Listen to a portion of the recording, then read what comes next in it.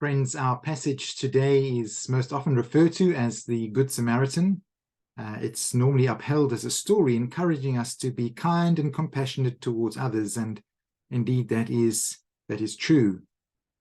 But we don't always understand fully just how radical this parable of Jesus would have been in his own day. It is more than just a story about a random act of kindness. It is a story of radical cross-community compassion. It's a story of showing love and care, even to an enemy. We know the passage well. A scribe is trying to discredit Jesus. He asks Jesus to summarize the essence of his teaching, and Jesus obliges, telling him that the essence of it is about loving God and loving one's neighbor as oneself. The scribe wants to justify himself. Who is my neighbor? He asks Jesus. And Jesus tells the story of a fellow Jew who is set upon by a band of robbers, assaulted, robbed, and left to die. And as he lies dying on the side of the road, the man is ignored by his fellow Jews. Interestingly, he's not ignored by just any Jews. He is ignored by some of the most well-respected religious Jews of his day. He's ignored, firstly, by a priest. And then secondly, he's ignored by a Levite. The priests held exclusive right to serve at the sacrificial altar and in the outer and inner sanctum of the temple, while Levites were a kind of a second-tier group of people who also worked in the temple. They took responsibility for non-priestly tasks like singing, guarding the temple, and other secondary tasks and work. The priest and the Levite in the story therefore represent some of the religious elite, the religious establishment.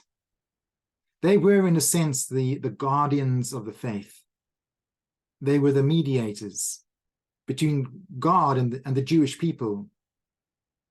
In the story, these two very religious people ignore the man who has been assaulted, robbed, stripped naked, and left to die.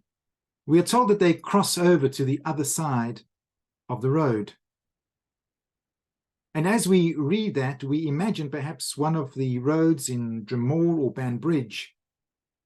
If you had to pass by on the other side of the road, there would certainly be a good few meters between you and the person. Perhaps if it was a really wide road, there would be a lot more distance. And so the priest and the Levite attempt to distance themselves from the dying man. It gives the impression that they perhaps try to avoid seeing maybe how serious the situation was. Perhaps he was just a drunk who didn't deserve their help. Perhaps if they were looking the other way, they could create the impression that they hadn't really seen the man at all, and they could go on their way pretending to themselves that they hadn't seen him, or that it really wasn't quite as bad as it seemed. But Rob Bell reminds us that the parable is set on the road from Jericho to Jerusalem. According to Rob Bell, the road between Jericho and Jerusalem was an extremely narrow and treacherous one that wound up through the mountains. At the most, this road would have been only a few feet wide. To avoid the man, the priest and the Levite would have almost certainly have had to step over him, perhaps to push themselves up against the side of the mountain to squeeze past the dying man on the road. There is something far more deliberate about this kind of avoidance than walking past just a few meters away. Then a third character enters the story. He is described as a Samaritan. And we don't fully understand the parable until we know what the relationship was between Jews and Samaritans. The Samaritans and Jews shared something of a common past. At one time in the distant past, they were one people. The Samaritans were the descendants of the Israelites in the north. But after the north was conquered by the Assyrians over many generations, the Samaritans had intermarried with their conquerors. They became half-breeds in the eyes of the Jews. But they also shared many commonalities, particularly religious commonalities. They too were worshippers of Jehovah or Jehovah. Jews and Samaritans both shared also some core common scriptures. Samaritans accepted the first 5 books of the Bible: Genesis, Exodus, Numbers, Leviticus, and Deuteronomy. But the Jews had added extra books, including the history of their kings and the writings of the prophets and some of the wisdom writings and Psalms. Jews and Samaritans also shared very similar religious practices, making sacrifices in a temple. But the Samaritan temple was on Mount Gerizim, and the Jewish temple was in Jerusalem. The Samaritans believed that the worship of the Jews had new innovations and that were therefore in some ways illegitimate. Likewise, the Jews believed that the Samaritans were no longer worshipping the true God or upholding the purity or the fullness of the faith. Jews and Samaritans shared a lot in common. Both had ancestral claims to the land in some way or another. They lived in neighboring towns and villages, but as much as possible, they avoided one another. To an outsider, the differences probably seemed small, but to the Jews and Samaritans, their differences were clearly enormous. They were also rivals. They had rival claims. They had rival religions. They had rival traditions. They looked down upon one another. At one time, the Samaritans had supported the Seleucids when they came in and attacked Jerusalem and desecrated the Jewish temple.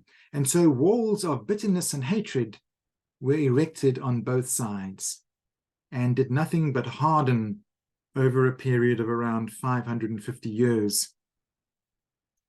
And yet, in the story of Jesus, it is the foreigner, the stranger, the rival, the hated Samaritan, who reveals what it really means to be a neighbor to the Jew who was attacked and left for dead on the side of the road. Not only does the Samaritan stop, he uses his own water and oil to wash, clean, tend, and bind up the man's wounds. He puts him on his own donkey. He takes him to a place where the man can receive the further care that he needs, and then he promises to pay for it himself. This is an act not just of compassion, but also of enormous generosity. I imagine most of us would probably, hopefully, do this for a family member or a close friend. Would we do it for a stranger? Someone from our own town or community? What about someone from a different community? A foreigner? Someone who is different from ourselves? Would we do it for a rival? Would we do it for an enemy? At the end of the story, Jesus asks the scribe, "Which of these 3 do you think was a neighbor to the man who fell into the hands of robbers?" The expert in the law replied, "The one who showed mercy towards him." And Jesus replied, "Go and do likewise." Go and do the same. May God bless you as you think and contemplate on these thoughts from this well-known parable of Jesus. Amen.